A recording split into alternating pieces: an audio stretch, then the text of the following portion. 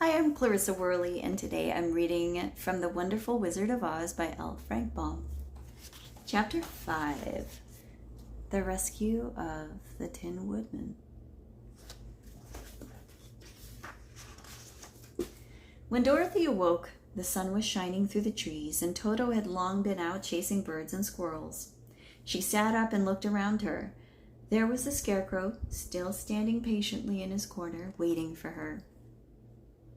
"We must go and search for water," she said to him. "Why do you want water?" he asked. "To wash my face clean after the dust of the road, and to drink so the dry bread will not stick in my throat." "It must be inconvenient to be made of flesh," said the Scarecrow thoughtfully, "for you must sleep and eat and drink. However, you have brains, and it is worth a lot of bother to be able to think properly." They left the cottage and walked through the trees until they found a little spring of clear water, where Dorothy drank and bathed and ate her breakfast. She saw there was not much bread left in the basket, and the girl was thankful the Scarecrow did not have to eat anything, for there was scarcely enough for herself and Toto for the day. When she had finished her meal and was about to go back to the road of yellow brick, she was startled to hear a deep groan nearby. "What was that?" she asked timidly. "I cannot imagine," replied the Scarecrow, "but we can go and see." Just then another groan reached their ears, and the sound seemed to come from behind them. They turned and walked through the forest a few steps, when Dorothy discovered something shining in a ray of sunshine that fell between the trees. She ran to the place, and then stopped short with a cry of surprise. One of the big trees had been partly chopped through, and standing beside it with an uplifted axe in his hands was a man made entirely of tin. His head and arms and legs were jointed upon his body, but he stood perfectly motionless, as if he could not stir at all. Dorothy looked at him in amazement, and so did the Scarecrow, while Toto barked sharply and made a snap at the tin legs, which hurt his teeth. "Did you groan?" asked Dorothy. "Yes," answered the Tin Man. "I did. I've been groaning for more than a year, and no one has ever heard me before or come to help me." "What can I do for you?" she inquired softly, for she was moved by the sad voice in which the man spoke. "Get an oil can and oil my joints," he answered. "They are rusted so badly that I cannot move them at all, and if I'm well oiled, I shall soon be all right again. You will find an oil can on a shelf in my cottage." Dorothy at once ran back to the cottage and found the oil can, and then she returned and asked anxiously, "Where are your joints?" "Oil my neck first," replied the Tin Woodman. So she oiled it, and as it was quite badly rusted, the Scarecrow took hold of the tin head and moved it gently from side to side until it worked freely. And then the man could turn it himself. "Now oil the joints in my arms," he said, and they oiled them, and the Scarecrow bent them carefully until they were quite free from rust and as good as new. The Tin Woodman gave a sigh of satisfaction and lowered his axe, which he leaned against the tree. "This is a great comfort," he said. "I've been holding that axe in the air ever since I rusted, and I'm glad to be able to put it down at last. Now, if you will oil the joints of my legs, I shall be all right once more." So they oiled his legs until he could move them freely, and he thanked them again and again for his release, for he seemed a very polite creature and very grateful. "I might have stood there always if you had not come, I might have stood there always if you had not come along," he said. "So you have certainly saved my life. How did you happen to be here?" "We are on our way to the Emerald City to see the Great Oz," she answered, "and we stopped at your cottage to pass the night." "Why do you wish to see Oz?" he asked.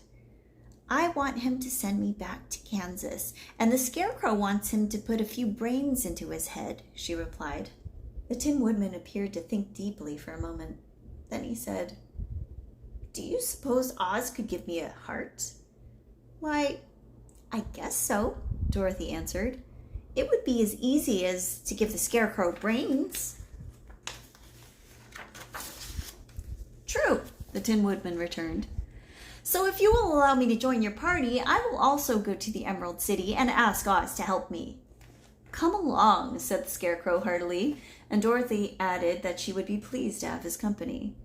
So the Tin Woodman shouldered his axe, and they all passed through the forest until they came to the road that was paved with yellow brick.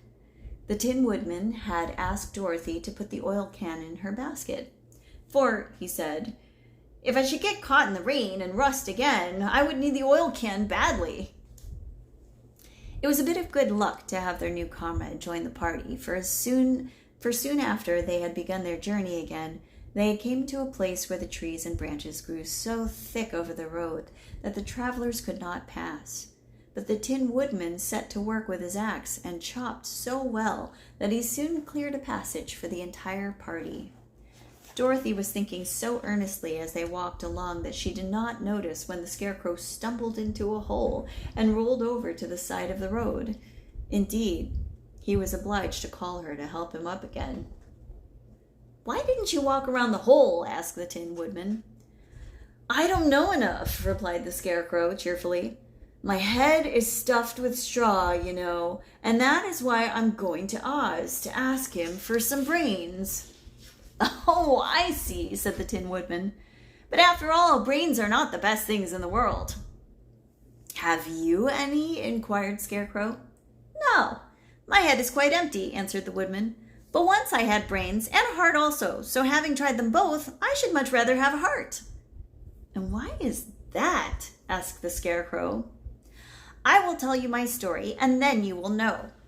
So while they were walking through the forest, the Tin Woodman told the following story. I was born the son of a woodman who chopped down trees in the forest and sold the wood for a living. When I grew up, I too became a wood chopper, and after my father died, I took care of my old mother as long as she lived. Then I made up my mind that instead of living alone, I would marry, so that I might not become lonely. There was one of the Munchkin girls who was so beautiful that I soon grew to love her with all my heart.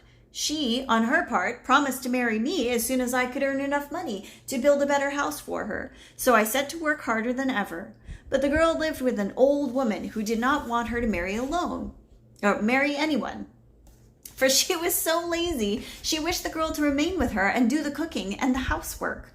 So the old woman went to the Wicked Witch of the East and promised her 2 sheep and a cow if she would prevent the marriage. Thereupon the Wicked Witch enchanted my axe, and when I was chopping away at my best one day, for I was anxious to get the new house and my wife as soon as possible, the axe slipped and all at once cut off my leg. This, at first, seemed a great misfortune, for I knew a one-legged man could not do very well as a wood chopper, so I went to a tinsmith and had him make me a new leg out of tin. The leg worked very well once I was used to it, but my action angered the Wicked Witch of the East, for she had promised the old woman I should not marry the pretty Munchkin girl. When I began chopping again, my axe slipped and cut off my right leg. Again, I went to the tinner, and again he made me a leg out of tin. After this, the enchanted axe cut off my arms, one after the other, but nothing daunted, I had them replaced with tin ones. The Wicked Witch then made the axe slip and cut off my head, and at first I thought that was the end of me. But the tinner happened to come along, and he made me a new head out of tin. I thought I had beaten the Wicked Witch then, and I worked harder than ever, but I little knew how cruel my enemy could be. She thought of a new way to kill my love for the beautiful Munchkin maiden, and made my axe slip again, so that it cut right through my body, splitting me into 2 halves. Once more the tinner came to my help and made me a body of tin, fastening my tin arms and legs and head to it by means of joints, so that I could move around as well as ever. But alas, I now had no heart, so that I lost all my love for the Munchkin girl and did not care whether I married her or not. I suppose she is still living with the old woman, waiting for me to come after her. My body shone so brightly in the sun that I had left. I felt very proud of it, and did not matter how my axe slipped, for it could not cut me. There was only one danger, that my joints would rust, but I kept an oil can in my cottage and took care to oil myself whenever I needed it. However, there came a day when I forgot to do this, and being caught in the rainstorm before I thought of the danger, my joints had rusted, and I was left to stand in the woods until you came to help me. It was a terrible thing to undergo, but during the year I stood there, I had time to think that the greatest loss I had known was the loss of my heart. While I was in love, I was the happiest man on earth, but no one could love who has not a heart, and so I am resolved to ask Oz to give me one. If he does, I will go back to the Munchkin Maiden and marry her. Both Dorothy and the Scarecrow had been greatly interested in the story of the Tin Woodman, and now they knew why he was so anxious to get a new heart. "All the same," said the Scarecrow, "I shall ask for brains instead of a heart, for a fool would not know what to do with a heart if he had one."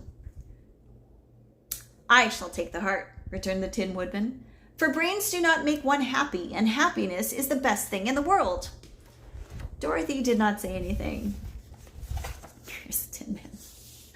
Dorothy did not say anything, for she was puzzled to know which of her two friends was right, and she decided if she could only get back to Kansas and Aunt Em, it did not matter so much whether the Woodman had no brains and the Scarecrow had no heart, or each got what he wanted. What worried her most was that the bread was nearly gone, and another meal for herself and Toto would empty the basket. To be sure, neither the Woodman nor the Scarecrow ever ate anything, but she was not made of tin nor straw, and could not live unless she was fed.